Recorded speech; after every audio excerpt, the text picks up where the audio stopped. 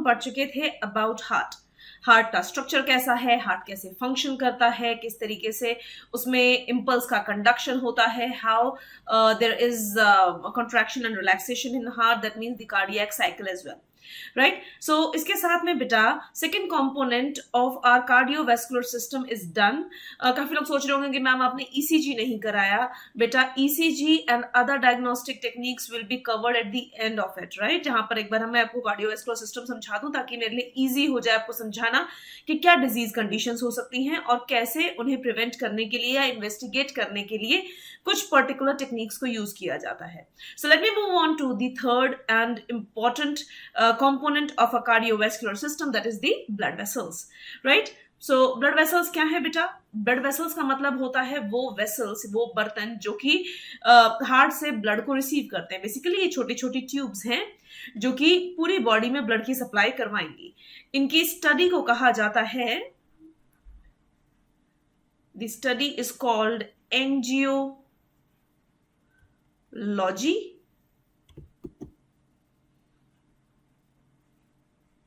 Right. 3 types की blood vessels के बारे में हम पढ़ेंगे. The 3 types of blood vessels in our body, जो कि ब्लड के सर्कुलेशन में, उसे पूरी बॉडी में पहुंचाने में मदद करती हैं, राइट. कौन कौन सी हैं ये ब्लड वेसल्स? सबके नाम बेटा आपने सुने हुए हैं, arteries, veins and capillaries, right. Capillaries इनका सबसे छोटा फॉर्म है. वो आर्टरीज जो कि ऑक्सीजनेटेड ब्लड को किसी टिश्यू तक पहुंचाना चाहती हैं, वो डिवाइड करके आर्टीरियल कैपिलरीज बनाएंगी और कैपिलरीज टिश्यू को पूरी तरीके से प्रोफ्यूज करेंगी. दैट मीन्स वहां तक न्यूट्रिएंट्स एंड ऑक्सीजन एटसेट्रा को पहुंचाने का काम करेंगी. वहां पर जब वो न्यूट्रिएंट पिक हो गए बाय द टिश्यूज, वो ऑक्सीजन पिक हो गई, अब कार्बन डाइऑक्साइड को वापस लेकर आना है तो वीनस कैपिलरीज दोबारा से बनेंगी. वो कैपिलरीज आगे जाके मर्ज होंगी और बना देंगी वेन्स को. So arteries and veins are the main vessels और इन्हीं का जो ब्रांच्ड फॉर्म है उसी को हम कहते हैं कैपिलरीज. Is that clear? चलें आगे बेटा. बार बार रिपीट करती हूं, डायग्राम के थ्रू पढ़ेंगे, डायग्राम के थ्रू पढ़ेंगे. सो यस, यहां पर भी पढ़ेंगे डायग्राम के थ्रू ही. हम ब्लड वेसल्स का कट सेक्शन ले लेते हैं. मान लो ये एक ब्लड वेसल है एंड इसका कट सेक्शन लिया तो it can be seen like this, एक सर्कल के फॉर्म में दिखाई देगी, राइट. और इसके अंदर ये है इसकी layers of it's wall, right. तो पढ़ लें, इनकी लेयर से ही शुरुआत करते हैं. So we are talking about the layers of wall of these blood vessels. Specially पहले आर्टरीज और वेन्स की बात कर लेते हैं, ठीक है. ये हो गई बेटा सबसे बाहर वाली लेयर इस दीवार की, the one that I am shading with green colour,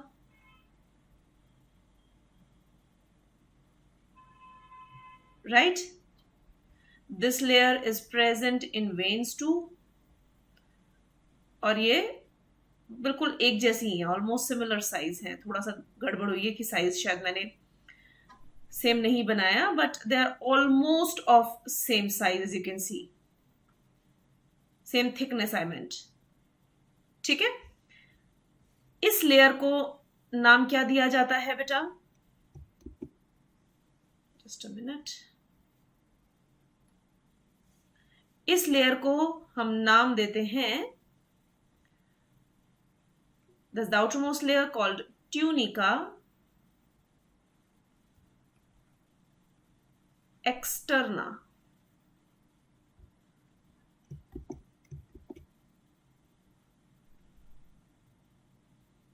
क्या नाम दिया बेटा? Tunica externa. और ये जो लेयर है ये बनी है WFCT से. हर एक ऑर्गन के ऊपर, ब्लड वेसल्स के ऊपर जो चीज किसी को होल्ड करे वो हमेशा फाइब्रस कनेक्टिव टिश्यू होता है. ये WFCT एंड YFCT दोनों का कॉम्बिनेशन है.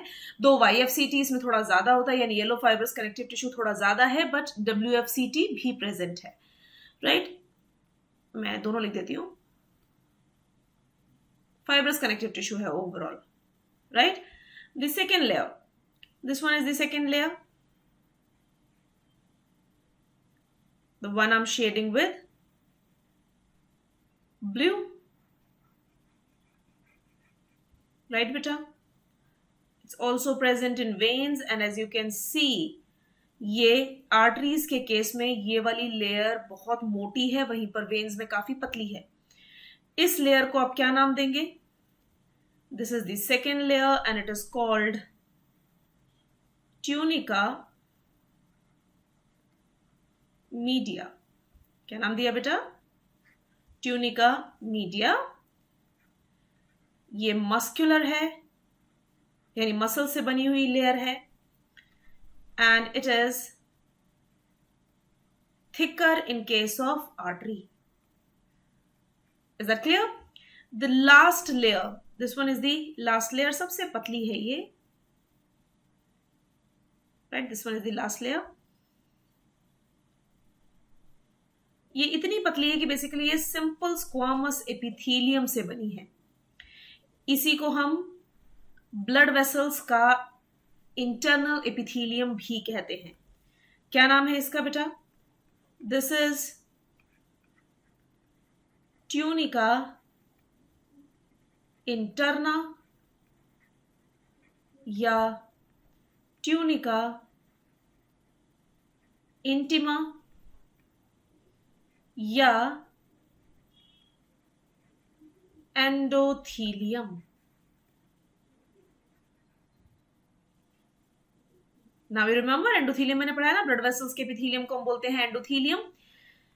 ये है क्या? This is made up of simple squamous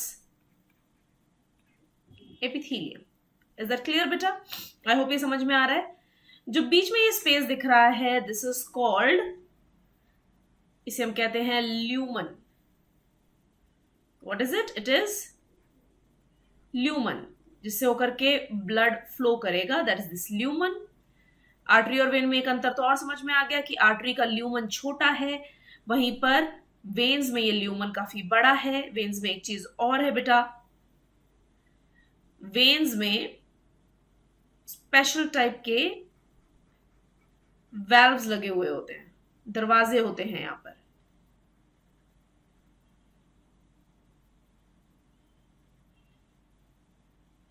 can you see this? इसको यहां से लेबल कर देते हैं.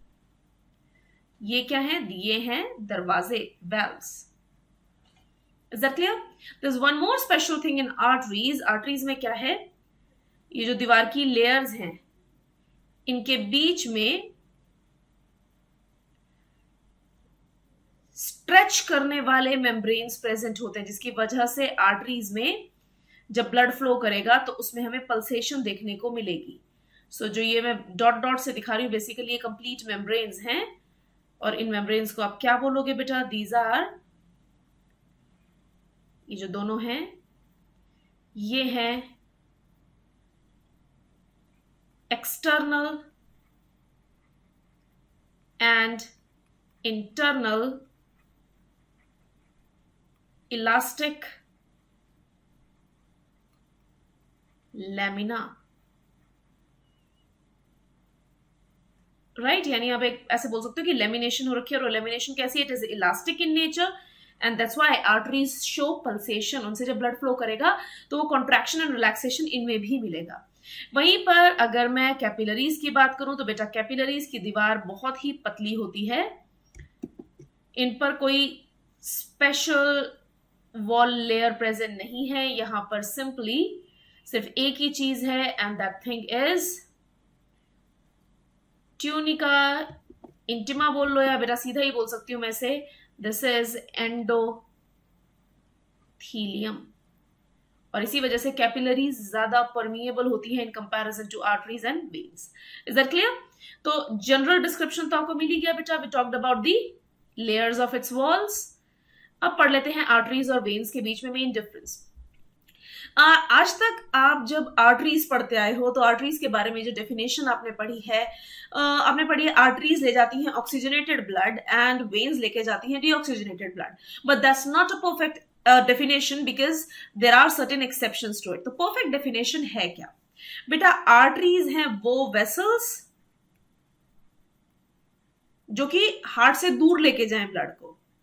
So these are the vessels which carry blood away from heart. वहीं पर वेन्स क्या है? Carry blood to the heart. Is that clear? Now जो पहले से पढ़ी हुई डेफिनेशन उस पे आ जाते हैं, but I will be writing usually, ज्यादातर. सो दे यूजुअली कैरी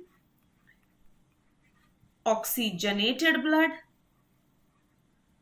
तो मैंने यूजुअली क्यों बोला? Because there are exceptions to it. What are the exceptions? Remember, pulmonary artery और ऐसे ही फीटस को मदर से जोड़ने वाली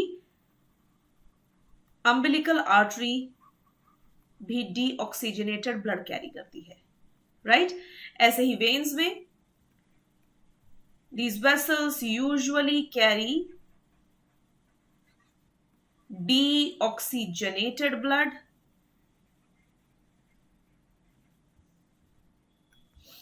And what are the exceptions? Exceptions are pulmonary vein and umbilical vein. Is that clear? यहां तक ये चीज समझ में आ रही है बेटा? सो जनरल चीज तो पता चल गई. इसके अलावा और क्या क्या चीज है? जो चीजें हमने ऊपर पढ़ी वही इनकी डेफिनेशंस में भी आएंगी. जैसे जो आर्टरीज होती हैं उनके पास मस्कुलर वॉल है. They have muscular wall and a narrow lumen. वहीं पर वेन्स में thin and less muscular wall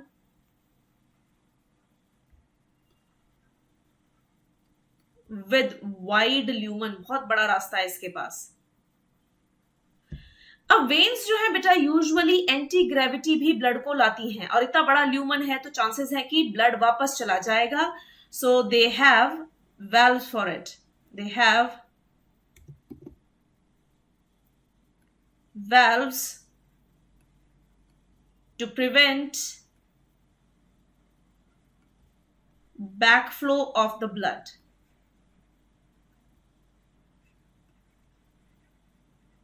Right? वहीं पर in case of arteries valves are absent, though इसके भी कुछ exceptions हैं. If you remember, pulmonary artery and aorta, they have semilunar valves at their base. अब समझ में आ रहा है बेटा? सेमिल्यूनर वाल्व है उनके पास में. सो यूजुअली तो इनके पास में वाल्व्स नहीं होते.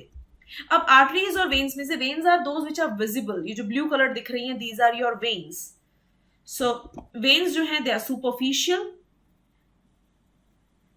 Right? So these are superficially present. वहीं पर आर्टरीज तो बहुत डीप होती है. They can not be seen, you can just feel the pulsation. यहां जो पल्सेशन फील हो रही है वो आर्टरीज में हो रही है. So these are deep seated. Is that clear? ये चीज समझ में आ रही है बेटा? आर्टरीज में ल्यूमन नैरो है, यहां पर ब्लड का प्रेशर ज्यादा होगा एंड साथ ही साथ यहां पर पल्सेशन होगी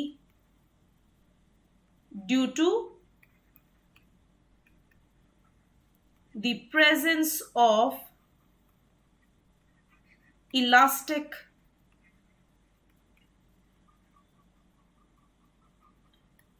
lamina. वहीं पर यहां बेटा वेन्स में दैट मीन्स इलास्टिसिटी भी एब्सेंट होती है एंड ब्लड का प्रेशर भी बहुत ही लो होता है। Is that clear? आर्टरीज में क्योंकि वैल्व्स नहीं है तो इस वजह से अगर किसी की डेथ हुई तो आर्टरीज तुरंत खाली हो जाएंगी, बट वेन्स के वैल्व्स जो है वो क्लोज हो जाते हैं। So these remain filled even after death of a person. Right बेटा? आई होप दोनों में डिफरेंसेस क्लियर हो गए होंगे। वही अब लास्ट चीज जो बचती, the last vessel that we have that is are capillaries. So capillaries हैं क्या? Capillaries are the branched forms, the thinnest of the vessels, right? So इनके बारे में लिख लेते हैं। These are the smallest vessels. Wall has epithelium called endothelium only. Highly permeable होती हैं ये, राइट? इनका पूरा जाल फैला हुआ है बेटा। हमारे जिसको विलियम हार्वे ने सबसे पहले देखा था, राइट? होता क्या है, ये चीज भी जरूरी है। जो आर्टरीज हैं ये डिवाइड करेगी, समझ में आ जाएगा इस चीज से आपको, डिवाइड करेगी और बना लेगी आर्टीरियल कैपिलरीज। ये जो आर्टीरियल कैपिलरीज हैं they supply to the tissue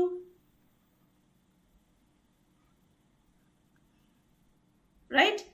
और जैसे ही ये टिश्यू को सप्लाई देंगी, टिश्यू सारे न्यूट्रिएंट्स को और गैसेस को पिक कर लेंगे and now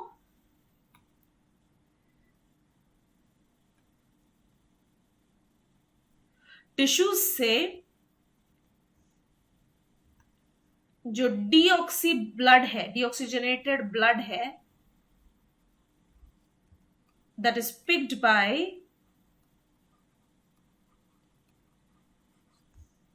another set of capillaries जिनको हम बोलते हैं Venus capillaries. And these Venus capillaries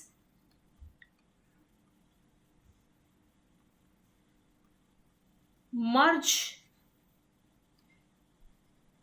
into veins, that means ये वापस सप्लाई दे देंगी to the veins। कई बार क्वेश्चन आता है कि बेटा आर्टरीज में तो इतना तेज फ्लो है, हम बोल रहे बहुत ज्यादा प्रेशर है, इतना प्रेशर कि वेन्स में भी नहीं है। सो इतने भारी प्रेशर्स को कैपिलरी कैसे झेलती हैं? वेल, कैपिलरीज का जो टोटल सरफेस एरिया है, एक आर्टरी से बनी जो कैपिलरीज है उनका टोटल जो सरफेस एरिया होगा वो कैपिलरी एक अकेली आर्टरी के सरफेस एरिया से ज्यादा होता है, इसलिए प्रेशर डिवाइड होने से कैपिलरीज में कोई डैमेज नहीं होता। I hope it is clear, यहां तक चीज समझ में आ रही है बेटा? So there was a difference between our three types of vessels which supply to our body parts, right? General knowledge की कुछ चीजें भी पूछी जा सकती हैं कभी, and we need to know about it at least. कौन सी है बेटा हमारी लार्जेस्ट आर्टरी? अभी अभी नाम लिया है, largest artery is iota, right? Which one is the largest when? If you remember, SVC, IVC, वैसे दोनों को ही बोल सकते हैं, सिंपली लिख सकते हो वेना केवा, इसी वजह से उनको वेना केवा कहा था, that means cavas veins, right? There is a term called vasa vasorum. देखो, हार्ट एक पंपिंग ऑर्गन है, पूरी बॉडी को ब्लड पहुंचाता है, पर हार्ट की दीवार को भी तो फंक्शन करने के लिए ब्लड चाहिए, उसे कौन पहुंचा रहा था? देखो, कोरोनरी आर्टरी। ऐसे ही ये जो वेसल्स हैं ये खुद तो दूसरों को ब्लड पहुंचाती है, बट उनको भी तो जिंदा रहने के लिए ब्लड चाहिए। तो जो बड़ी आर्टरीज या बड़ी वेसल्स, बेसिकली जितनी भी बड़ी वेसल्स हैं, उनको, उनकी दीवारों को जो प्रोफ्यूज, जो सॉरी जो उनके ब्लड सप्लाई में मदद करे, उनके पास ऑक्सीजन की सप्लाई को बनाए रखे, those are known as vasa vasorum. So what are vasa vasorum? These are the vessels supplying to, that means which are maintaining the vascularity of, right? So these are the vessels, not supplying, I must not write.